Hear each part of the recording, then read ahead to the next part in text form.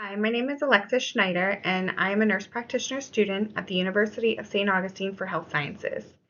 I will be presenting a presentation for a practice problem with an evidence-based intervention, and that is implementation of a maternal acuity-based triage tool and protocol in emergency departments. In this presentation, I will be reviewing the practice problem, the significance, a research question, search strategy, literature synthesis, a setting for the change, and the change model, as well as data collection, analysis, evaluation, and measures, and my plan for dissemination.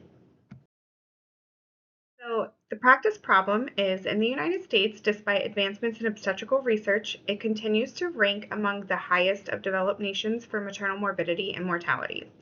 Comorbid conditions in pregnant women increase the occurrence of high-risk situations, resulting in disproportionate rates of pregnant individuals seeking emergency care. So delay in recognition, assessment, and intervention of high-risk conditions and maternal emergencies can significantly contribute to maternal morbidity and mortality. The significance of this practice problem is far-reaching and has a great effect on patients, healthcare workers, health systems, and the general population. It's important to note that research has shown that comorbid conditions before and during pregnancy increase the risk of mortality and morbidity. And when we compare other high-income countries to the United States, we have the worst rates of chronic disease pre and during pregnancy. There are many types of conditions that can increase a woman's likelihood of seeking emergency care, and O'Neill et al. Notes the most common are hypertensive disorders, diabetes, mental health conditions, and hemorrhage both pre and post-birth.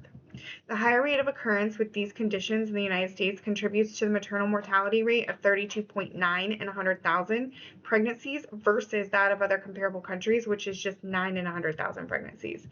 Limitations due to systemic, geographical, and financial barriers contribute to these adverse outcomes. And the Emergency Medical Treatment and Labor Act, also known as EMTALA, requires that all emergency departments and facilities offering emergency services have a specific obligation to provide a medical screening examination for patients seeking care. And it specifically includes active labor patients, which is important to note because active labor patients are deemed unstable and therefore cannot be transferred to a larger, more equipped facility until they are stabilized.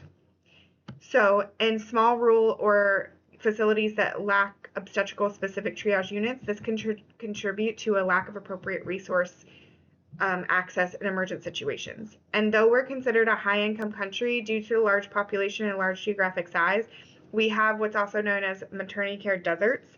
And in 2025, the March of Dimes said approximately 2.3 million pregnant individuals live in a maternity care desert in the U.S. And these are defined as counties that lack birth facilities or hospitals with obstetric care, including obstetricians.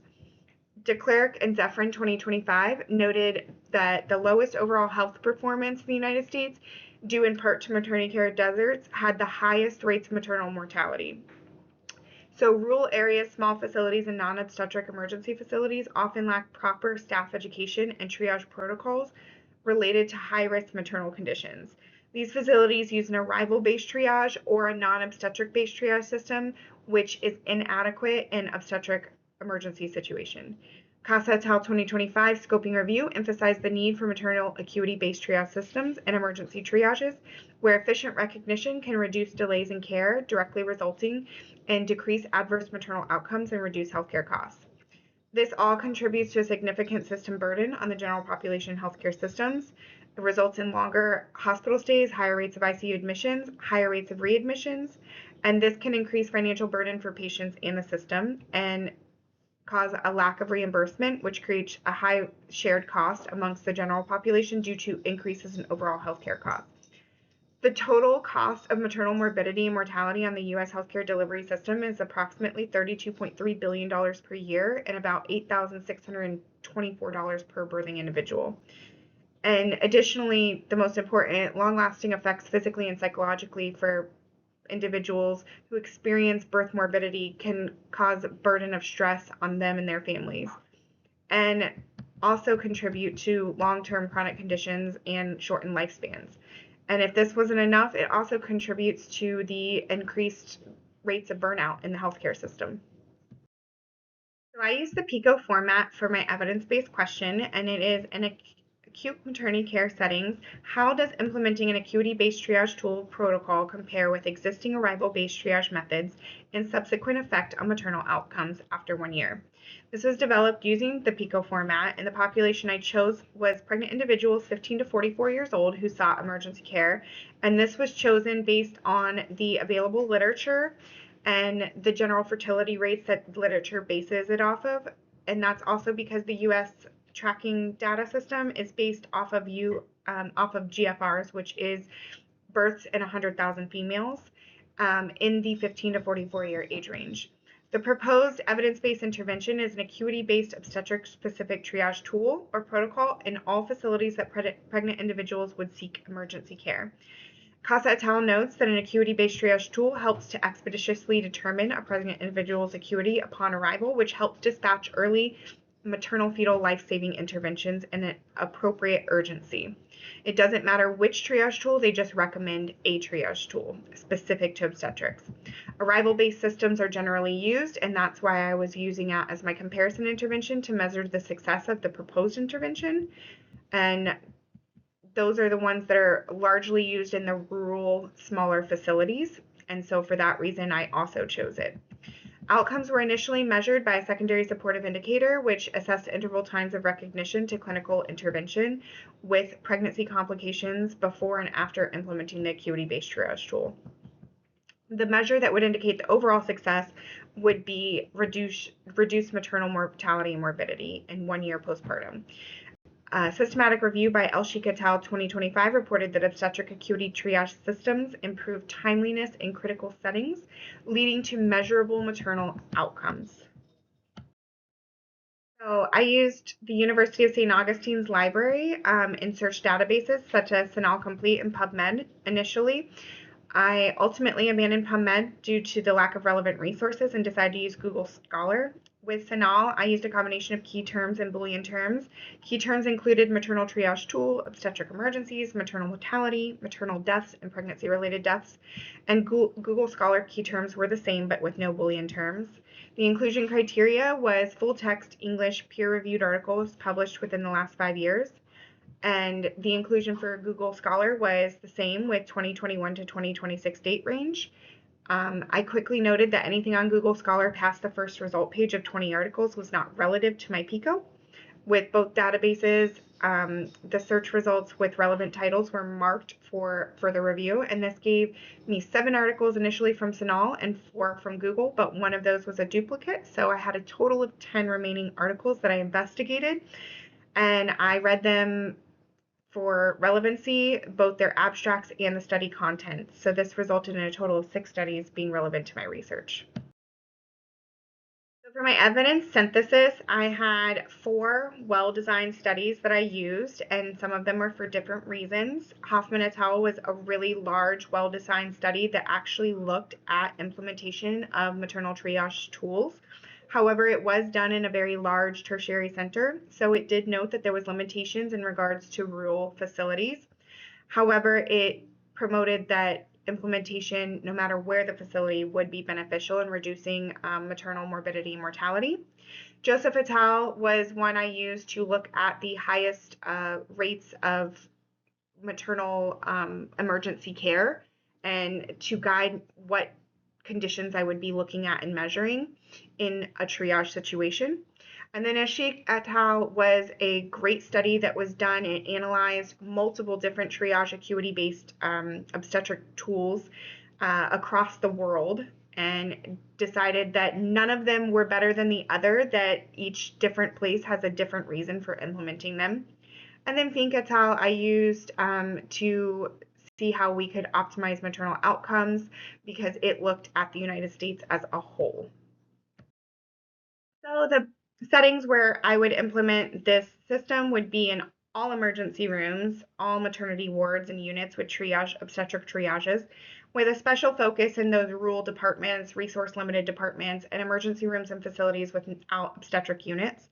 And the reason for that would be because those are the areas that are the least researched, and those are the areas that have the highest mortality and morbidity, so therefore they could benefit the most from this tool. For my practice change, I chose Lumen's change model because according to Evans 2026. It is a relatively easy model to implement when trying to perform a practice change. It has 3 stages: unfreeze, change, and refreeze. The first stage involves the key stakeholders, which are the patients, the doctors, the nurses, the hospital administrators, and informing them about the practice problem, pumping them up and getting them enthusiastic about facilitating to drive a desire to want to change the problem. And we could do that through partnerships with other facilities, and then education and competencies. And then the second stage, you initiate the change and make sure you have proper support. So if using an EHR system and integrating into that, you would want super users. If not using an EHR, or even if using one, you would also want to post algorithms and make sure that the staff members understand the algorithm. And then you would collect the data from the flow sheets, and that would bring you to your third refreeze stage, which is where you continue to collect the data, correct any perceived barriers, and then fine tune and continually analyze and ensure that there's long-term success. As noted, my evaluation measures, my primary measure would be decline after 1 year in maternal morbidity and mortality for the tested facility and area. And the second measure would be a supportive measure, which would be a decrease in arrival to assessment or arrival to intervention times. And then there's other supportive measurements of interest, which would be decrease in complications while in triage, so progression from, a moderately stable person to an unstable person. So for my data collection analysis, the sources I would be using would be the electronic health records or paper flow sheets for those low resource facilities. Healthcare workers would also be important due to perceived barriers and ways to improve the change. And then government tracker databases for statistical tracking of maternal outcomes in that local area. And then also for the collected data, I would use the arrival times. So you would have the arrival times, the medication administration and delivery times, and then also the assessment times would be notated within the flow sheets. That way you can see the improvement from intervention. The data times would be set for a certain duration, which would be 6 months pre-intervention, and then 6 months post-intervention for equalness of tracking. Statistical methods, the ANOVA analysis of variance statistical method was the one I chose because it was recommended by ACOG, the American College of Obstetrics and Gynecologists, and also because it is the simplest one to use in a pre and post study. The independent variable would be the pre and post time, and the dependent variable would be my outcome of reduced mortality and morbidity. My process of dissemination would be on an institutional level. We could use unit-based practice councils to get the information out there on why this problem is so significant, and also hype up why it would be beneficial. We all want to reduce risk to our patients. It helps reduce risk to us, our patients, the community, everything. And so education would be important, and also initially educating the staff, and then yearly compliance trainings would be important, as well as competency checks with the MIFTI, which is the one that is most widely used, the tool in the United States. There is a competency test in order to be able to use it, so you understand the different levels of triage for an obstetric patient and what categorizes them in those levels. And then for local and community dissemination, partnerships within the community, information for local health departments, as well as facility partnerships with large tertiary centers and smaller centers to share resources, and then local conferences and community health outreach events. And then nationally, awareness, hospital partnerships to advocate for policy change with politicians, and then continual research and published studies, more studies in those rural facilities and resource limited areas. So concluding this presentation, the evidence does support implementation of specialized obstetric acuity-based triage systems due to the unique need for timely maternal and fetal assessment for optimal outcomes. And there is a clear link optimizing outcomes and reduction of burden on the stakeholders and the U.S. health system. And then there were some limitations to note. The studies were largely observational and limited to large tertiary centers that were resource dense. So additional randomized controlled trials were limited and could be a future area of research, as well as rural and resource limited areas, and that could help guide these facilities for recommendations and facilitate seamless transition into those rural and resource limited areas. Thank you very much.